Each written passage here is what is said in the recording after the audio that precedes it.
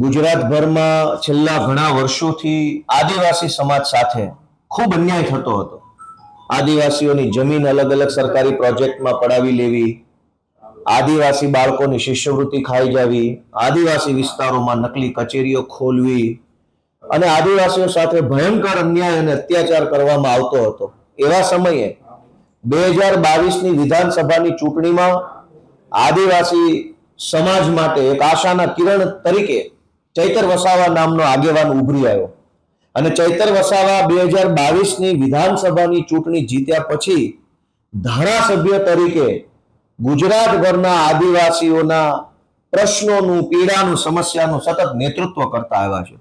એ ચાહે આદિવાસી બાળકોના સ્કોલરશિપનો મુદ્દો હોય, જળ, જમીન, જંગલના અધિકારોનો મુદ્દો હોય, ગ્રામ પંચાયતોની સ્વાયત્તાનો મુદ્દો હોય, અનુસૂચિ 5, અનુસૂચિ 6નો મુદ્દો હોય, માઇનિંગને લગતા મુદ્દા હોય, આદિવાસી વિસ્તારોમાં આદિવાસી બાળકોના અનામતના દાખલા બાબતના મુદ્દા હોય, તમામ મુદ્દે ચૈતર વસાવાએ ગુજરાતભરમાં પૂરી મજબૂતીથી, પૂરી તાકાતથી લડાઈ લડી છે અને આદિવાસી સમાજ માટે ન્યાય અપાવવાનું કામ કરતા આવ્યા છે.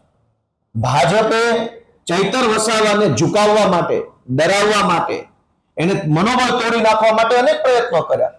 ગૃહમંત્રીએ ડેડિયાપાડા જઈને અનેક સભાઓ કરી, પ્રધાનમંત્રી ડેડિયાપાડા આવ્યા, અનેક મોટા મોટા નેતાઓ ડેડિયાપાડા જઈ અને ચૈતર વસાવાનું મનોબળ તોડવા, ચૈતર વસાવાને તોડે પાડવા માટેની કોશિશ કરી.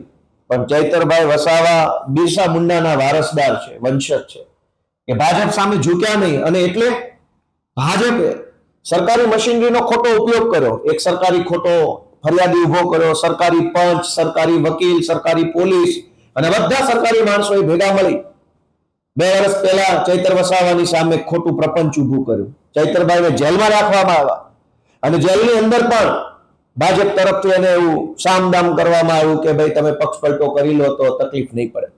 પણ ચૈતર વસાવા ફાઇટર છે. એ આદિવાસી સમાજ માટે, ગુજરાતના લોકો માટે લડવા વાળો માણસ છે, ઝૂકવા વાળો નથી. ભાજપે જ્યારે એમને જેલમાં નાખ્યા તો આદિવાસી સમાજે ચૈતર વસાવા પાસે આશા રાખી, ચૈતર વસાવાને જિલ્લા પંચાયત જીતાડી આપી. આદિવાસી સમાજે આદિવાસી વિસ્તારની અનેક તાલુકા પંચાયતો, જિલ્લા પંચાયતો, આ નર્મદાની જિલ્લા પંચાયત બનાવી દીધી. શું કામ? કે આદિવાસી સમાજે જોયું કે ચૈતર વસાવાને દબાવવાની કોશિશ થાય છે. વર્ષો પછી એક મરદ માણસ સમાજ માટે બોલવા લાગ્યો છે, એને ભાજપ દબાવે છે.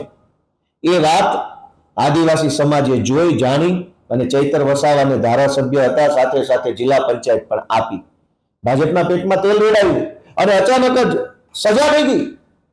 સરકારી પંચ, સરકારી પોલીસ, સરકારી વકીલ, ફરિયાદી સરકારી, સાક્ષી સરકારી, બધું જ સરકારી. કેમ આવું? ગુજરાતમાં હજારો ભાજપના માણસોએ ન કરવાના તમામ ધંધાઓ કર્યા છે. એને તો પોલીસ સ્ટેશનના લોકઅપમાં 1 કલાક બેસાડવામાં નથી આવતા. ચૈતર વસાવા જ કેમ? કેમ કે ચૈતર વસાવા ઝૂકતો નથી, ડરતો નથી, ઉભો રહેતો નથી. સતત લડ્યા કરે છે, અવાજ ઉઠાવવા કરે છે. વિધાનસભાથી લઈ સડક સુધી, ગામની ગલીથી લઈ અને સર્વોચ્ચ જગ્યાઓ સુધી થઈ એ આદિવાસીઓ માટે લડે છે. આજે બહુ આદિવાસી સમાજ નારાજ થયો છે, દુઃખી થયો છે. ભાજપે જે ષડયંત્ર કરીને આદિવાસીઓના અવાજને દબાવવાનું જે કામ કર્યું છે એનો જવાબ ચૈતર વસાવા આપશે. આમ આદમી પાર્ટી તો આપશે જ આપશે, પણ આદિવાસી સમાજ ભાજપને જવાબ આપવાની છે આજે ભાજપે જે ષડયંત્ર કર્યું છે એનો. Thank you.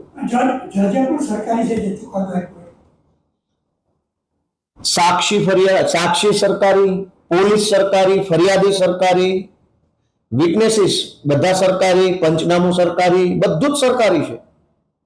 તો સ્વાભાવિક છે કે આખું ષડયંત્ર ઊભું કરવામાં આવ્યું છે ચૈતર વસાવાની વિરુદ્ધમાં. ચૈતર વસાવાને કહેવામાં આવ્યું તો ભાજપ દ્વારા કે પાર્ટી બદલી નાખો, બધું સારું થઈ જશે. પાર્ટી બદલી હોત તો આ ચુકાદો ન આવે.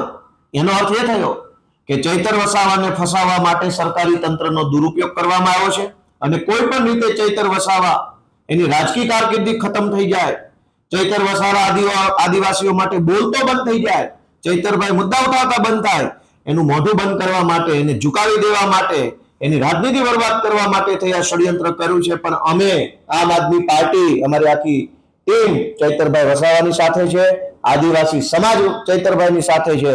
ભાજપ સામે અમે ઝૂકવાના નથી ક્યારેય. ગોપાલભાઈ, આપ વકીલ, એડવોકેટ છો, ખાસ જ્યારે 7 વર્ષની સજા પડી છે તો ધારાસભ્ય પદ પણ એમનું જોખમમાં છે. હવે પછી કાનૂની રસ્તો પાર્ટી કઈ રીતે અપનાવવાના છે? હાઈકોર્ટમાં, સુપ્રીમમાં કઈ રીતે? અમારા સુપ્રીમ કોર્ટની એડવોકેટ્સની ટીમ અત્યારે સક્રિય છે દિલ્હીથી. અમારા ગુજરાત હાઈકોર્ટના એડવોકેટ્સ પુનિતભાઈ જુનેજા, ઓમભાઈ કોટવાલ, દિવ્યેશભાઈ સહિતની અમારી ટીમ, પ્રણવભાઈ, બધા એક્ટિવ છે. હું પોતે પણ આમાં એક્ટિવ છું.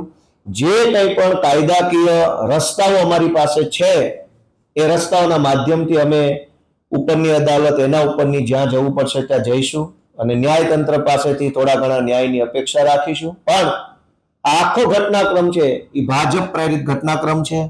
ચૈતર વસાવા જ કે ગુજરાતના ઇતિહાસમાં અનેક કાંડ, કૌભાંડ ને દુર્ઘટનાઓ બની છે. હજારો ઘટના બની છે, કોઈને સજા નહીં. સજા માત્ર ચૈતર વસાવાને. આ સજા શેની છે? આદિવાસીઓ માટે, ગુજરાત માટે બોલવાની સજા થઈ ચૈતર વસાવાને. અવાજ ઉઠાવવાની સજા થઈ. ભાજપ સામે નહીં ઝૂકવાની સજા થઈ છે, સરેન્ડર નહીં થવાની સજા થઈ. પણ અમે લડી લઈશું. આવું તો ઘણા બધા નબળા સમયને, નબળા સંજોગોને અમે જોયા છે. આમાંથી પણ બહાર આવશે ચૈતરભાઈ. અમે બધા ભેગા મળીને લડીશું અને ચૈતરભાઈ ગુજરાતનો હીરો છે, એ હંમેશા આગળ વધતા રહેશે. એવું માનવું એ આપણી ફરજ છે. છેલ્લા ચુકાદાઓ જે આવ્યા છે એ પણ સરકાર પછી ઘણા બધા લોકો કહેતા હોય છે. લોકો કહે છે તો એ વાતમાં કંઈક હશે જ.